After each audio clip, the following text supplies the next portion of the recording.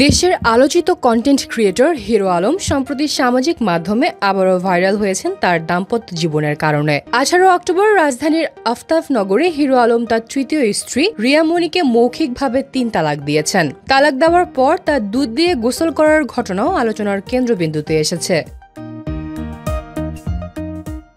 রিয়া মনিকে তালাক দেওয়ার পর থেকেই হিরো আলমের মেসেঞ্জারে বিয়ের প্রস্তাবের বন্যা বইছে। তিনি জানিয়েছেন, রিয়া মনিকে তালাক দেওয়ার পর থেকে মেসেঞ্জারে প্রবেশ করতে পারছি না। অনেক মেয়ে মেসেজ করছে, তারা আমাকে বিয়ে করতে চায়। আমি এই ভালোবাসা ও আগ্রহকে সম্মান করি। হিরো আলমের এই মন্তব্য সামাজিক মাধ্যমে দ্রুত ভাইরাল হয়েছে এবং নেটিজেনদের মধ্যে ব্যাপক আলোচনা সৃষ্টি করেছে।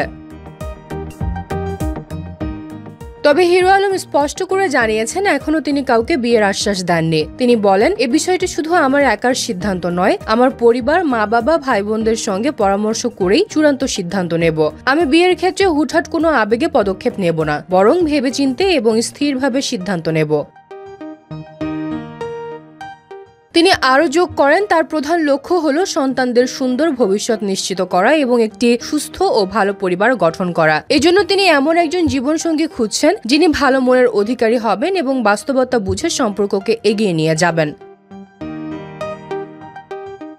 সোশ্যাল মিডিয়ায় হিরো আলমের এই বিবৃতি নেটিজেনদের মধ্যে নতুন উন্মাদনা সৃষ্টি করেছে। কেউ কেউ তাকে সমর্থন করছেন, কেউ কেউ তার দাম্পত্য জীবন নিয়ে মজা করছেন। তবে স্পষ্ট, হিরো আলম এই মুহূর্তে নতুন কোনো সম্পর্ক শুরু করার আগে যথেষ্ট ভেবে সিদ্ধান্ত নেবেন এবং নিজের পরিবারকে এই প্রক্রিয়ার সঙ্গে সম্পূর্ণভাবে যুক্ত রাখবেন। হিরো আলমের এই ঘটনা এবং তার দাম্পত্য জীবন নিয়ে বিতর্ক দেশের মিডিয়া ও নেটিজেনদের নজর কেড়েছে। দাম্পত্যের এই নাটকীয় মোড়, তালাক ও নতুন সম্ভাব্য বিয়ে নিয়ে হিরো আলম এখন সামাজিক গণমাধ্যমে আলোচনার কেন্দ্রবিন্দুতে রয়েছেন।